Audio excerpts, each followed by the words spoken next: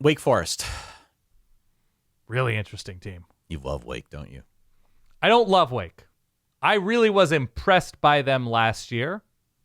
I think they'll be, in some ways, I think they could be better, given that it was like the weird Jake Dickert timing of everything. They won Wake 9 Forest, games with Robbie Ashford. They won 9 games with Robbie Ashford. They have Gio Lopez. Gio Lopez is offensive coordinator when he was at South Alabama, yes?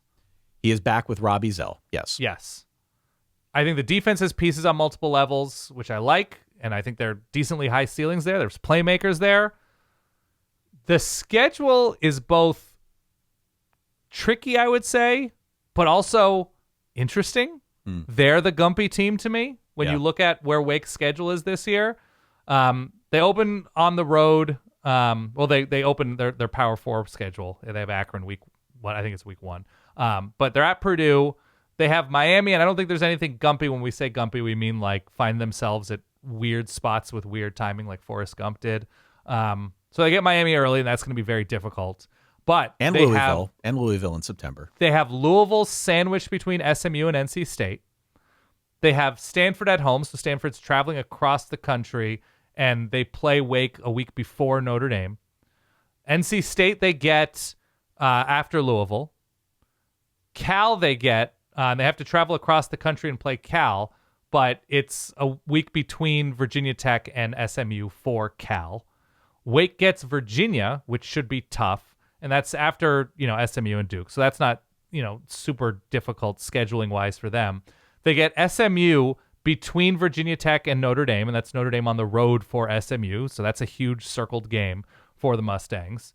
They get Georgia Tech sandwiched between at Clemson and Georgia. They get Duke, I believe, after the rivalry game. No, excuse me. They get Duke after Duke has Clemson as well. So they're in kind of a sneaky quicksand spot for a lot of the teams on their schedule. They have to be good enough to win those games, which is the most important thing. But situationally, don't hate it. Here's something else that's a weird quirk. Please. Wake opens with a Friday, Thursday, and Friday game. Saw that. Their first 3 games of the year. They don't play on a Saturday until their 4th game of the season. I don't know if they are unique in that sense. I don't know if there are any other college football teams that kind of are in that category, but right. I found that interesting. Look, the story of the season last year was defense. Yes. Which was legitimately very good. They produced some really weird results. They had a 13-12 win over SMU.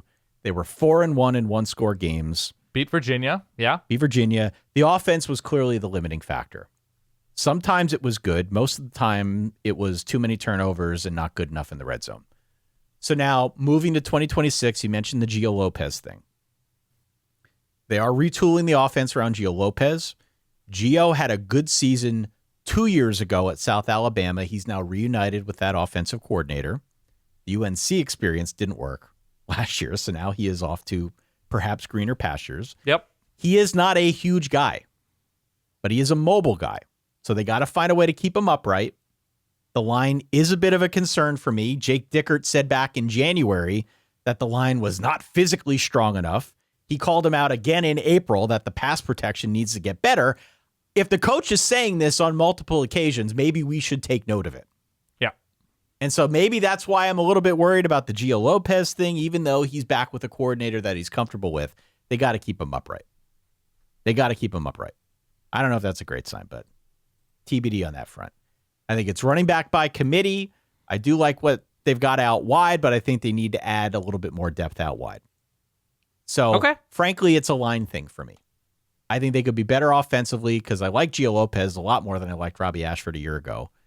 And I think there's enough skill talent, even if we don't have a bunch of names jumping off the page at us, that they'll be okay. They just got to get enough protection up front to keep Gio upright. If they do that, I think the defense is good enough to kind of keep them in a spot where they're not going to get blown out. And then how do they contend with that schedule? There's a bunch of questions here with Wake, but I agree with you. It is, if nothing, a very, very interesting team to monitor as we go forward now into 2026.